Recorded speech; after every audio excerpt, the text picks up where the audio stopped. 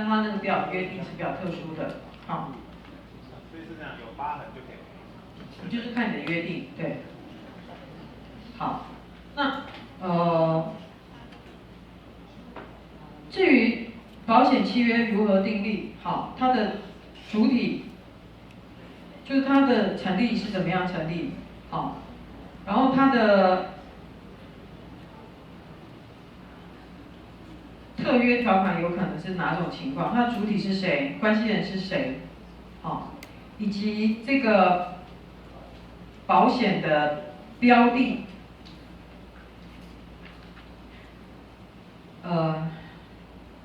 这个是指第三人意外险跟合理险的这种情况哈。所以保险目标写在这里。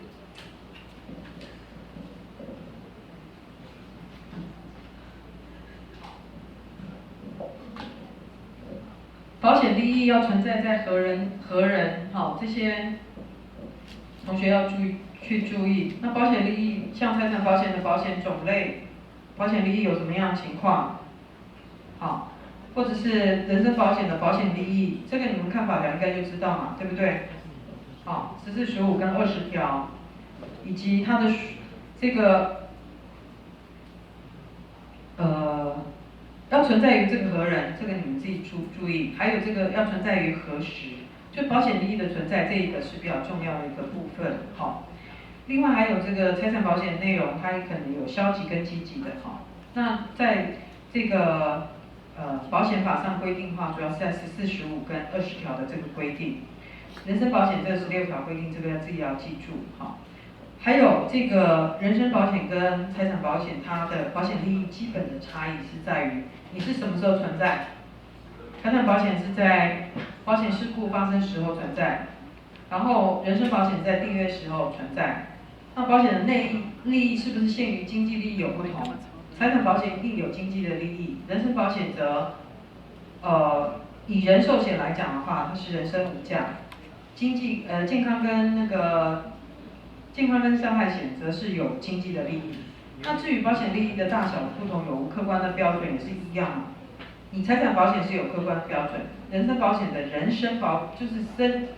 寿保险是没有客观的标准的，好。那至于这个保险契约的效力，要保人的权利义务，这个要注意。然后保险人的主要的权利义务就是给付保费跟请求保险费跟给付保险金，这个部分要注意，好。还有据实说明义务，这个部分同学要知道。就是要保人他的3个义务，一个要告知义务嘛，好，一个是通知义务，一个还要缴纳保险费的义务，这三种的内容，同学都请要注意一下。好，至于这个保险人的给付的部分，同学请注意这个给付的期间，以及这个他有这个代位的请求权，还有保险金的消灭时效的时间，好。另外，这个附保险部分，请同学注意它的恶意跟附保险的定义，还有它恶意跟善意的时候各是有什么样的效果？这规定在35、36、37、38，这个应该会吧？好。还有那个保险费的部分，请同学要注意116条的规定，就人身保险的时候，它的这个保险契约如果没有缴保费，它的效果会是什么？至少你们翻法条要翻到，好。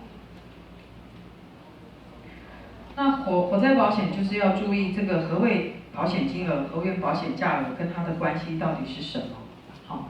另外就是这个责任保险呢，则是要注意就是它的意义，就第90条的规定，什么样的情况下可以请求？好，然后附加被保险人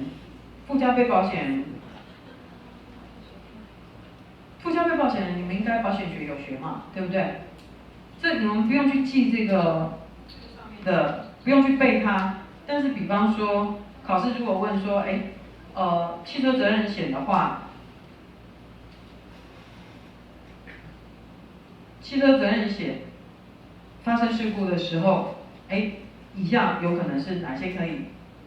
就是附加被保险人如果有考到的话，你们大概要了解它的意思，不会那么残忍，叫你们要把它背下来，好。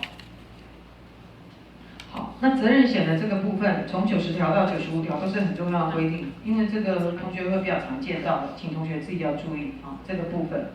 那一定是注意它是对第三人的，然后它是民事的责任，然后依法要负责的，然后而且是过失，故意是不能保的哦，哈，故意的话，因为就是侵权行为是不保的，为什么？防止道德风险，好。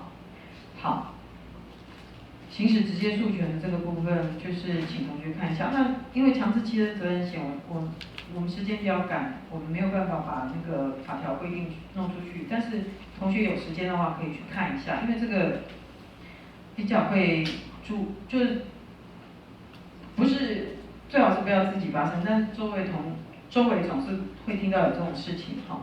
那保证保险，你们就要注意它的保险标的是2个，一个是受雇人不诚实行为。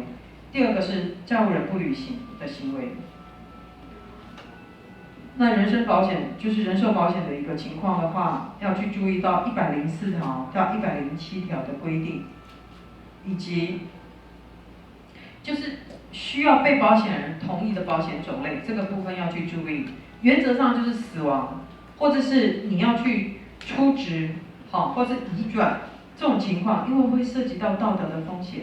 105、106这个东西都要经过被保险人的同意，好，受益人的规定是在112，这个就差不多。然后它有一些免责事由，同学注意这个故意自杀的部分，以及什么时候自杀的情形他会受理赔，这规定在109条的规定，好。还有关这个健康保险跟伤害保险的定义各是什么，这是属于保险法的部分，那票据法的话，当然要考，因为我们只考票据跟保险。那票据法时间有限，所以我就不再复习。但是因为票据法我们讲的比较完整一点，请同学大概要注意一下，那这个部分，同学再自己来抠那个 PPT， 意思讲一点吧。什么？还要意思讲一下，你们时间。